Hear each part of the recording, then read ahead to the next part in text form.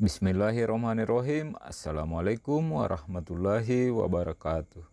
Jumpa lagi sahabat konsorsium, semoga tetap semangat, tetap sehat untuk belajar bersama dan sukses bersama. Dan jangan lupa bahagia. Langsung saja, 5 tips sukses budidaya ikan nila sistem bioflok. Tips pertama, aerator dan atau supercharge. Alat ini harus benar-benar diperhatikan dan tidak boleh asal aerator. Tapi semuanya tergantung keinginan kita.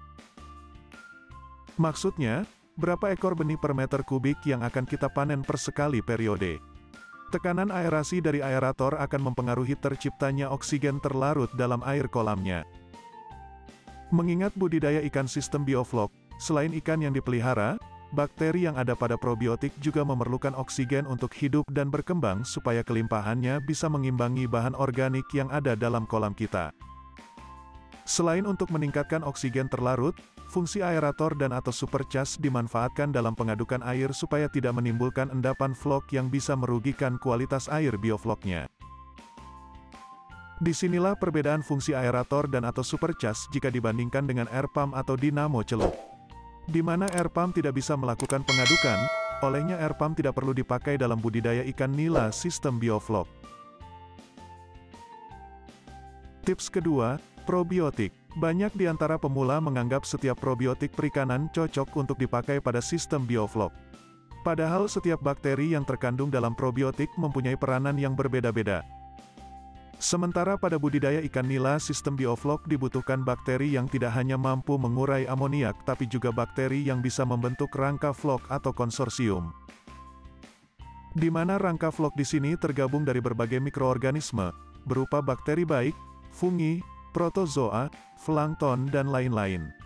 Nah, inilah yang berperan penting dalam menjaga stabilitas kualitas air dan dimanfaatkan oleh ikan nila sebagai cemilan.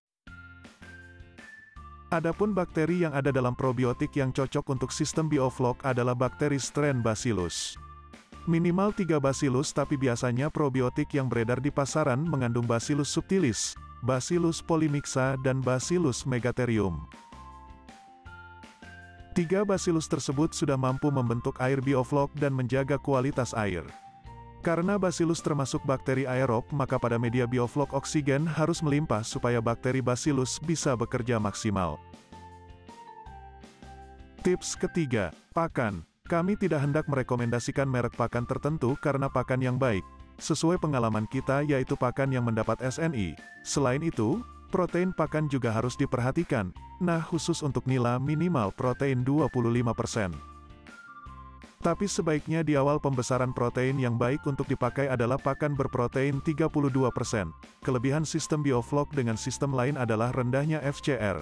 Jadi harus ada manajemen pakan untuk bisa mengurangi biaya produksi. Di dalam budidaya ikan nila sistem bioflok, pemberian pakan tidak wajib memakai 3% dari biomasa. Tapi sebaiknya pemberian pakan dengan sistem satiasi atau sekenyangnya, artinya tidak sampai kenyang 100%. Sisakan 20% supaya ikan nilanya memakan flok. Tips keempat, kesehatan benih atau bibit. Maksudnya di sini bahwa benih ikan yang sehat adalah sehat secara fisik, seragam dan monoseks.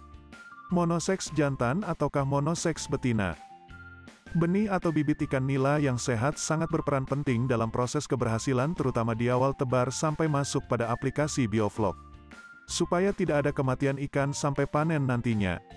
Perlu untuk dicatat, kematian benih ikan nilanya setelah aplikasi bioflok bukan berarti aplikasi biofloknya sebagai penyebab, melainkan benih ikan nilanya belum siap atau benihnya belum sehat. Dan tips kelima, padat tebar. Banyak pemula beranggapan bahwa setiap kolam bioflok harus diisi dengan kepadatan 100 ekor per meter kubik bahkan lebih, dengan tanpa memperhatikan tekanan aerasinya. Nah, tips kelima ini erat kaitannya dengan tips pertama, yaitu aerator.